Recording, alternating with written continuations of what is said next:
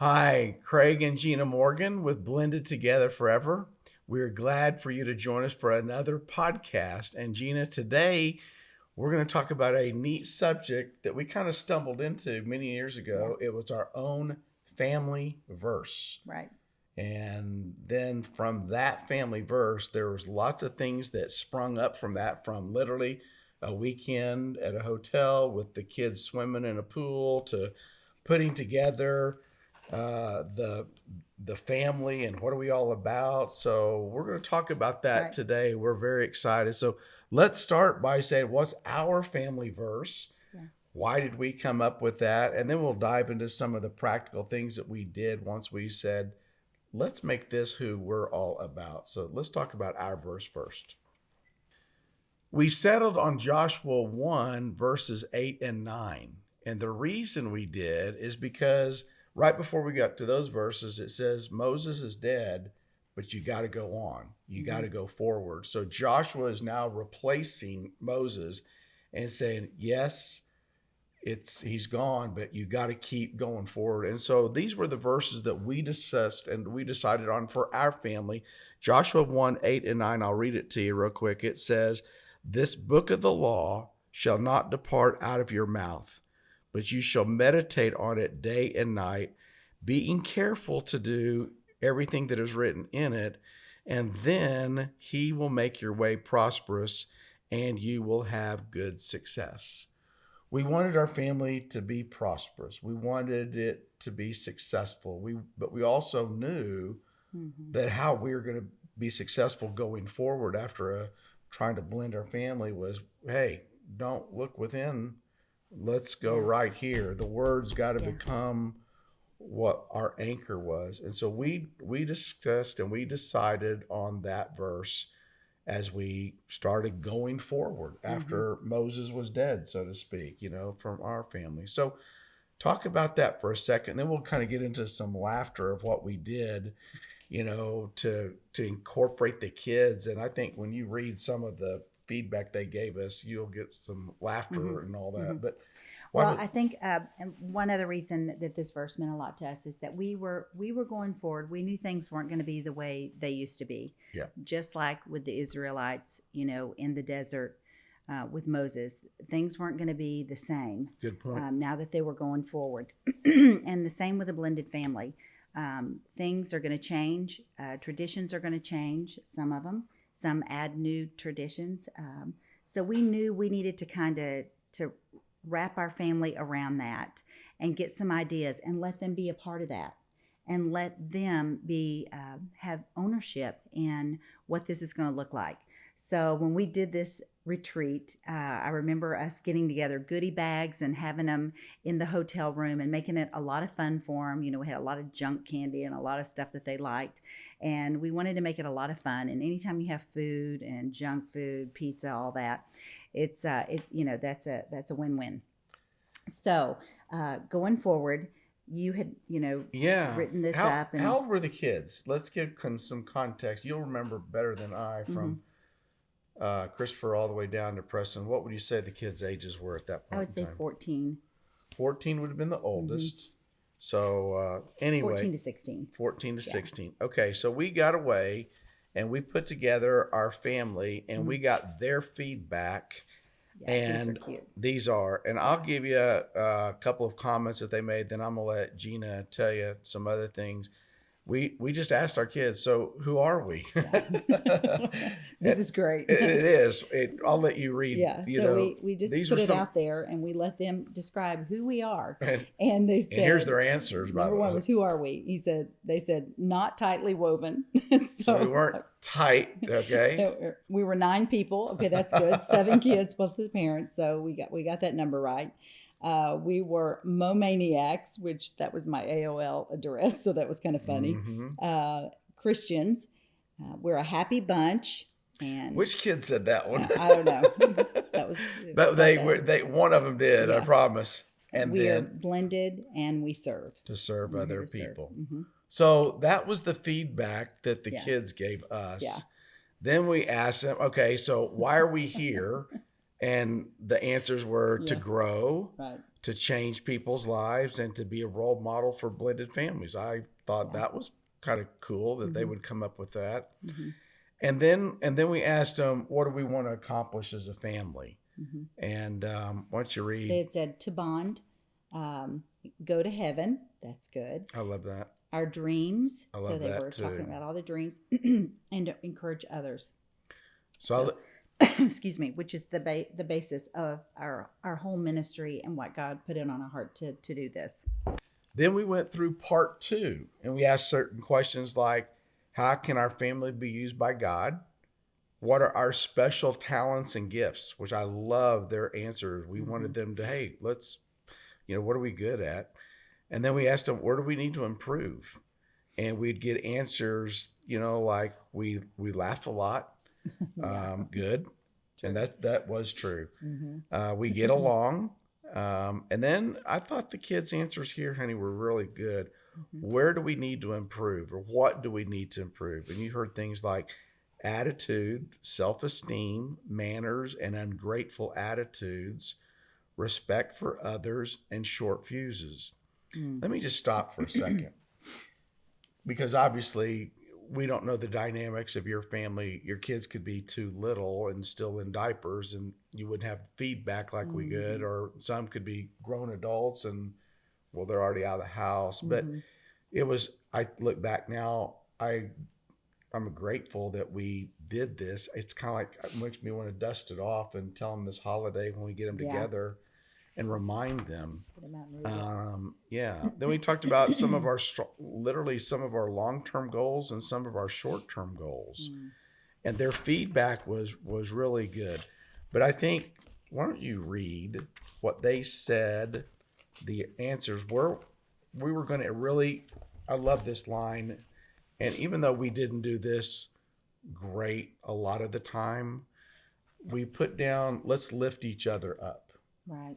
That was powerful. And I want you to talk about that concept after I do, just because you'll have a female's perspective. But, I love sports. And when you play on any kind of team, there's supposed to be a oneness. Right. When you blend a family and you've got different last names, it's naturally to not even think you're on the same team.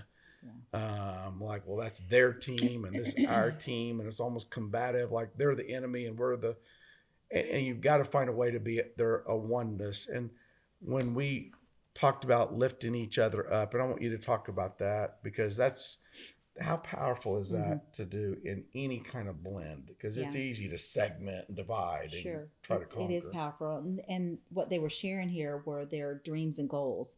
And so, them lifting each other up also meant them attending and, being cheering for them on the sideline of whatever their their goal was and their dream.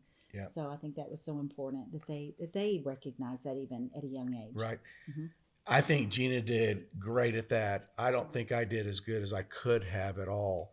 But if I could encourage you guys as well as us, boy, be the big cheerleader. Go to each other's events. Be on the sideline cheering for whatever it is. So here's what we did at the time, and I'll let you read it, and what we thought the kids were good at, and we were going to cheer them on. Right. Well, our oldest, he had a voice that was incredible. So he sang a lot. He sang at school and choir. In choir, and then one of the older ones, his goal was to be a game warden. He was an outdoorsman, could do anything outdoors. Oh, boy. We used to say if we ever wanted to be stranded anywhere, it would be with this one, because he could hunt, fish. He knew how to prepare it. He was a survivor and still is. Yep. And we had one that played football and baseball, and of course, all of them at one point, I think. That's right. Played football, and we had one softball. That was a great musician. One was an artist. I mean, we really. I wish we were so deliberate. We can't mandate the kids to attend every function because they've got a life too. But if we said no, we go. If there's not a conflict, we're going to go and support. And that's a big deal to lift each other up. Right. So And it's really funny because the baby of the family, by the time he gets to, into all of his stuff, so many of them have graduated and they're off at college or they're off on, summer, study abroad programs and out of the country. And he's like, great, I got gypped because nobody's at my stuff but you and Dad. Yeah. So I remember that was kind of funny. Yeah. But he didn't suffer too much. No, I agree. All right, so let's go down a practical road, Gina. Somebody's watching this and they go, we don't have a family verse. We don't even support each other, let alone do we dream with each other. Where can they start? How can they implement and just take, maybe it's baby steps. You don't just go 100 miles an hour overnight. Maybe you just got to try to take a step. So where would you suggest people start if this is maybe something new to them, that right, how could blend and bond their family? We were good at having what we call family forums. They were family meetings. They were Bible studies where we were all gathered around this exact table. And you were good at having pieces of paper that, already had things copied on it that were thought-provoking questions to give them ideas to come up with some of this. And I think that's so good that they have ownership in it. What could we do? And have the ideas of a few things to just trigger some ideas, and then let them write and put some of their thoughts down. So it could be as simple as starting with a family meal and just talking about this and say, hey, we'd like to maybe incorporate some of this. What do you guys think? Get feedback, and just it could be as simple as start with a meal when you get the family together. And then ours moved on to, we had those regularly on Monday night, but then we started having our family retreats where we made it went more a little bit in depth, but also made it fun. We did some fun things. We'd stop and go swim. We'd stop and go eat. We'd stop and go to a baseball game. Right. We made it fun.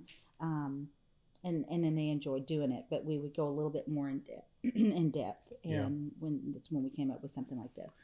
And then to move it to also a spiritual context, I know that some good friends of mine encouraged me to go to this father-daughter, father-son camp for a whole week out in California. Right. That was just a very unique time for me with the kids. Yeah. And it was there that we were encouraged to create a family verse that was just unique to me and that child. And I remember one of the kids goes, oh yeah, I want to spend a whole week with Dad alone. No, thank you. But they trust us on the, anyway. So that idea was kind of birthed, and you could have a special family verse, just you and your own child. Right.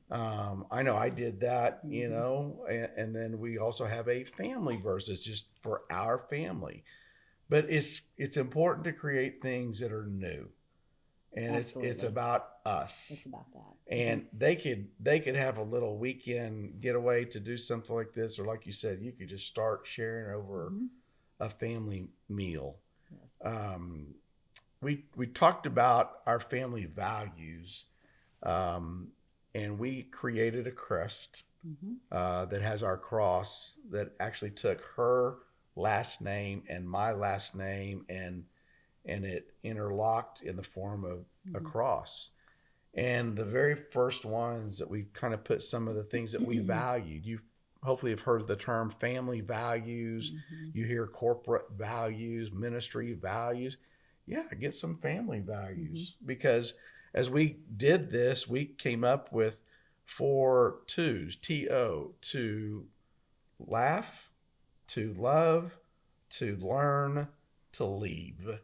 And it was in that order many years ago, because we said, let's first laugh together. Yes. So we are comfortable with it. And then let's move it from laughing and just to love each other. Then as we're loving, we get to learn, because one day we're going to leave Mom and Dad or Craig and Gina, and we're going to go. And so we just really tried to, this was some good stuff that I think accidentally did some of it, but but it would be powerful for a family to do, don't you think? I think it absolutely would be, because we always want to honor the past, Yep. but we want to go forward and make new memories as well. Mm-hmm. And I think that's real important for kids. Yep. So let us encourage you, get a family verse. It doesn't matter what verse it is, but it's Mm-hmm. something that would be unique to you. Discuss it maybe even over a meal. Mm-hmm. And something that could identify you guys. And then there's other ideas. You can go a lot deeper, if you'd like. So just a couple things as we start to wrap up. Here's some benefits we feel this family verse would do for you and your family. Number one, it would knit your family together. Yes. That's the biggest why to do it. It would put everybody, this is about us. It wouldn't need to be divide and conquer. How do you do it? We've already talked about some of those things, but it would definitely engage the kids, especially if they're age appropriate. Right. You could even put some visual reminders around the house, like that cross that sits right here in our own kitchen, and do things that could be, wall a painting or things like that. And just practical, do it. Holidays are coming up. This is a great time to probably get families together over Thanksgiving, Christmas, things like that. Right.